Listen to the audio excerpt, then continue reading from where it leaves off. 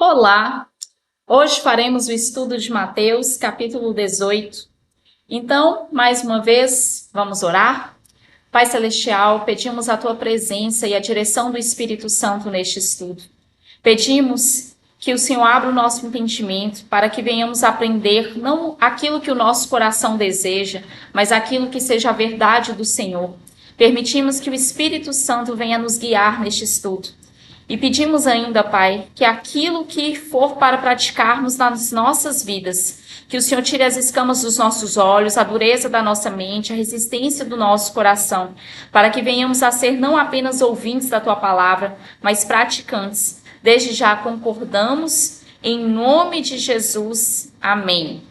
Mateus capítulo 18, a versão que eu uso da Bíblia é a Nova Versão Transformadora, mas você pode utilizar a que você tiver em casa. Lembrando que pode ser que algumas palavras estejam diferentes do que eu vou falar aqui, mas o sentido da mensagem sempre será o mesmo, ok? Então vamos lá? Nessa ocasião, os discípulos vieram a Jesus e perguntaram: afinal, quem é o maior no reino dos céus? Então Jesus chamou uma criança pequena e a colocou no meio deles.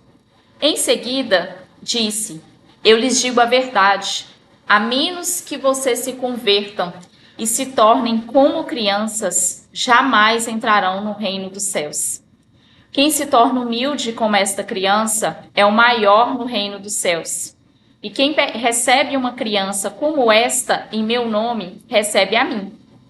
Mas se alguém fizer cair em pecado um destes pequeninos que em mim confiam, terá sido melhor ter amarrado uma grande pedra de moinho ao pescoço e se afogado nas profundezas do mar. Quanto ao sofrimento, haverá no mundo por causa das tentações para o pecado. Ainda que elas sejam inevitáveis, aquele que as provoca terá sofrimento ainda maior. Portanto, se sua mão ou seu pé o faz pecar, corte-o e jogue-o fora. É melhor entrar na vida eterna com apenas uma das mãos ou apenas um dos pés, que ser lançado no fogo eterno com as duas mãos e os dois pés. E se o seu olho o faz pecar, arranque-o e jogue-o fora. É melhor entrar na vida eterna com apenas um dos olhos que ser lançado no inferno de fogo com os dois olhos. Tomem cuidado para não desprezar nenhum destes pequeninos, pois eu lhes digo que no céu os anjos deles estão sempre na presença de meu Pai Celestial. E o Filho do Homem veio para salvar os que estão perdidos. Se um homem tiver 100 ovelhas e uma delas se perder, o que vocês acham que ele fará?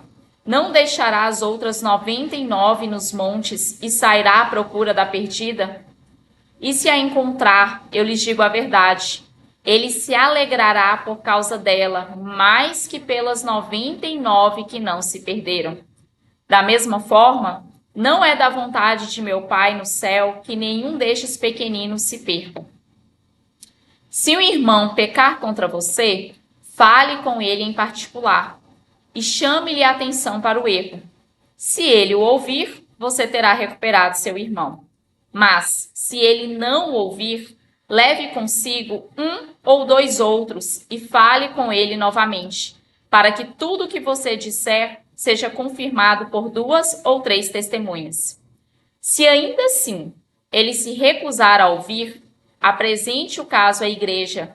Então, se ele não aceitar nem mesmo a decisão da igreja, trate-o como gentil ou como cobrador de impostos. Eu lhes digo a verdade, o que vocês ligarem na terra terá sido ligado no céu, e o que vocês desligarem na terra terá sido desligado no céu. Também lhes digo que, se 2 de vocês concordarem aqui na terra, a respeito de qualquer coisa que pedirem, meu Pai nos céus atenderá. Pois onde 2 ou 3 se reúnem em meu nome, eu estou no meio deles. Então, Pedro se aproximou de Jesus e perguntou: Senhor, quantas vezes devo perdoar alguém que peca contra mim? 7 vezes? Jesus respondeu: não 7 vezes, mas 70 vezes 7. Portanto, o reino dos céus pode ser comparado a um senhor que decidiu pôr em dia as contas com servos que lhe deviam. No decorrer do processo, trouxeram diante dele um servo que lhe devia 60 milhões de moedas. Uma vez que o homem não tinha como pagar, o Senhor ordenou que ele, sua esposa, seus filhos e todos os seus bens fossem vendidos para quitar a dívida. O homem se curvou diante do Senhor e suplicou: por favor, tenha paciência comigo e eu pagarei tudo. O Senhor teve compaixão dele, soltou e perdoou-lhe a dívida. No entanto, quando o servo saiu da presença do Senhor, foi procurar outro servo que trabalhava com ele e que lhe devia 100 moedas de prata. Agarrou-o pelo pescoço e exigiu que ele pagasse de imediato. O servo se curvou diante dele e suplicou: tenha paciência comigo e eu lhe pagarei tudo. O credor, porém, não estava disposto a esperar.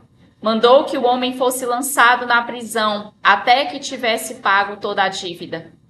Quando outros servos, companheiros dele, viram isso, ficaram muito tristes. Foram ao Senhor e lhe contaram tudo o que havia acontecido. Então, o Senhor chamou o homem cuja dívida ele havia perdoado e disse: servo mau, eu perdoei sua imensa dívida porque você me implorou. Acaso não devia ter misericórdia de seu companheiro como tive misericórdia de você? E irado, o Senhor mandou o homem à prisão para ser torturado, até que pagasse toda a dívida. Assim também meu Pai Celestial fará com vocês, caso se recusem a perdoar de coração aos seus irmãos. Nesse capítulo, nós temos vários aprendizados valiosos. Inicialmente, no versículo 3 e em diante também comenta sobre isso, o Senhor nos ensina que devemos ser como crianças. Ser como crianças não significa sermos imaturos, mas sim sermos humildes para aprender. Saber que não temos todo o conhecimento de tudo e que precisamos aprender. E também a criança ela sabe que ela depende dos pais. Assim também nós devemos nos colocar como crianças na dependência de Deus, não achando que nós somos donos do nosso próprio nariz e que vamos fazer aquilo que bem entendermos e que Deus que vem atrás resolvendo os problemas que nós arrumarmos por causa do nosso orgulho e da nossa desobediência. Então isso é que é ser como criança, se colocar na dependência de Deus e ter um coração disposto e humilde para aprender. Além disso, o Senhor vem nos ensinar a questão do risco de conduzir outras pessoas ao pecado. Nós devemos zelar muito, muito, muito, muito pelo nosso testemunho, pelo nosso exemplo e pelas atitudes que tomamos, porque nós vamos responder diante de Deus por causa delas. E a palavra diz de forma muito clara que se algo na sua vida, faz você pecar, aí ele dá um exemplo. Se seu olho te faz pecar, arranque seu olho. Claro que isso não é literal, não é para você arrancar o seu olho. Mas como eu já disse anteriormente, aquilo na sua vida que está te conduzindo ao pecado, é melhor você tirar isso da sua vida. É a rede social? É uma pessoa que está sendo má influência para você, que está te conduzindo a pecados? São companhias que têm te levado a lugares que não deve? É melhor você arrancar isso da sua vida do que com isso você ir parar no inferno. É isso que a palavra orienta. E no versículo 6, quando o Senhor fala, se alguém fizer outra pessoa cair no pecado, seria melhor ter amarrado uma pedra e se lançado no mar, não está estimulando o autoextermínio. O Senhor está mostrando a gravidade que é conduzir alguém ao pecado. Então, por isso que nós devemos zelar muito pelas nossas ações, para que isso não aconteça e nós não tenhamos que ter que responder isso diante de Deus, né, de ter conduzido outra pessoa para o pecado. Outra questão que o Senhor diz também, que é importante, é o versículo 18 e 19. Como eu falei lá atrás acerca de Pedro, muitas pessoas confundem que foi dado para Pedro especificamente a chave do céu e que só ele pode ligar e desligar. Mas se fosse assim, o versículo 18 não estaria escrito o que está escrito. Nessa ocasião, Jesus não estava falando para Pedro. Olha o que ele diz. Eu lhes digo a verdade, o que vocês ligarem na terra terá sido ligado no céu, e o que desligarem na terra terá sido desligado no céu. Porque a chave foi dada para a igreja, não apenas para Pedro. Entenderam? E também ensina o princípio da concordância. Quando dois concordarem acerca de alguma coisa, na terra terá sido feito isso nos céus. E quando dois estão reunidos, 2 ou 3 em nome de Jesus, ele está ali. Isso são princípios bíblicos.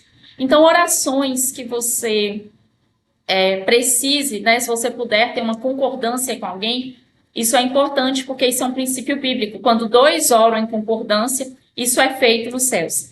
Desde que essa oração esteja em acordo com a palavra. Não adianta você orar, Senhor, mata meu inimigo, que ele não vai fazer isso. Você pode concordar com o mundo inteiro que isso não vai acontecer. Não é Deus que está respondendo essa oração. E aí vem a explicação sobre o perdão. Basicamente, Jesus usa uma parábola para mostrar que uma pessoa tinha uma dívida exorbitante que seria impagável. Pensa se você tivesse uma dívida de 1 trilhão de euros. Então, assim, é uma dívida, né, impagável. E aí, a pessoa para a qual você deve te perdoou a sua dívida. Aí vem alguém que te deve 100 reais e você quer que essa pessoa pague de qualquer jeito. Você vai na casa dela, pega a televisão dela, pega o sofá dela, o que ela tiver, as panelas dela, porque você faz questão que ela te pague. É isso que o Senhor está mostrando aqui.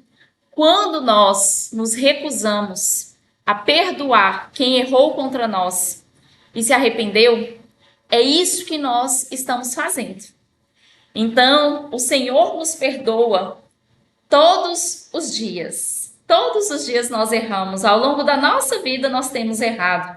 Então, nós temos uma dívida que seria impagável por nós mesmos. Não teria orações que fizéssemos, sacrifício que fizéssemos, penitência, qualquer coisa que nós fizéssemos, não pagaria a nossa dívida.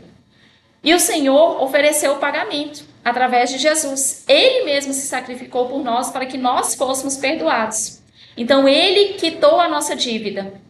E aí, quando vem alguém que peca 100 reais contra nós, nós nos recusamos a perdoar essa pessoa. E aí, o que fala no versículo 35? Que aquele que não perdoa também não pode ser perdoado pelo Pai. Por quê? No versículo 33 explica. Acaso não devia ter misericórdia de seu companheiro, como tive misericórdia de você? Então é isso. Perdoar, gente, não é fácil. Mas é um princípio bíblico. Tem perdões que são mais fáceis e tem perdões que são cura. Aquele perdão que você não consegue dar de jeito nenhum, mas que hoje você entendeu, que está amarrando sua vida, que está te travando porque você está desobedecendo a Deus.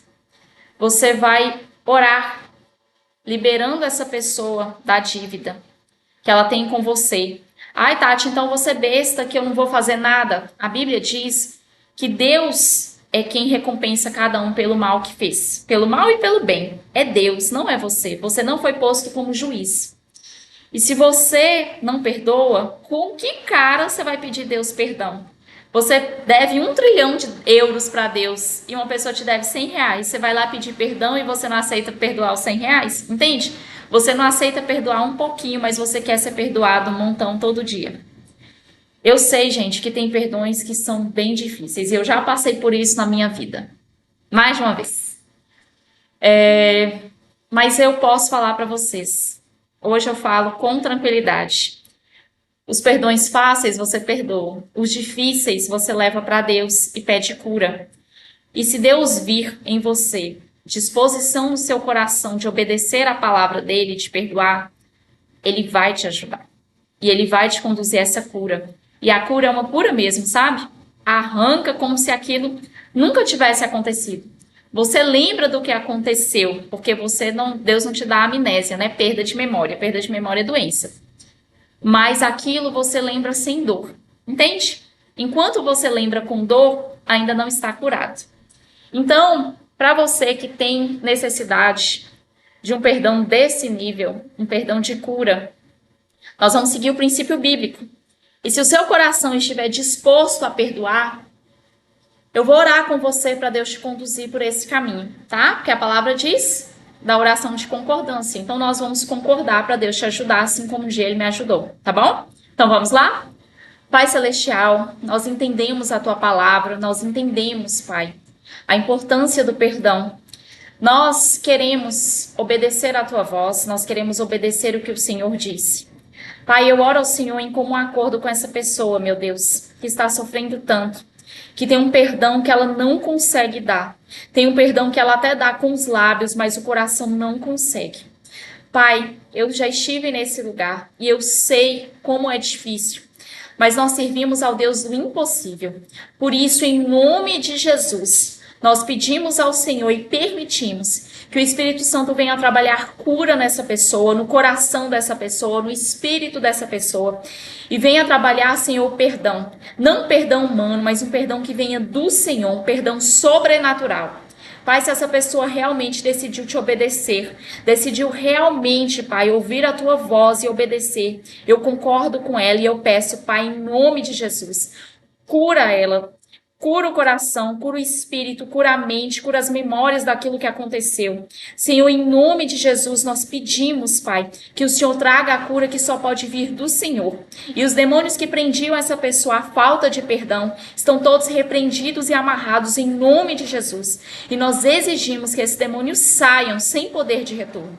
Desde já, nós permitimos que o Espírito Santo venha curar essa pessoa para a glória do Teu nome. Em nome de Jesus. Amém e amém. Então é isso, pessoal. Até Mateus capítulo 19. Um abraço.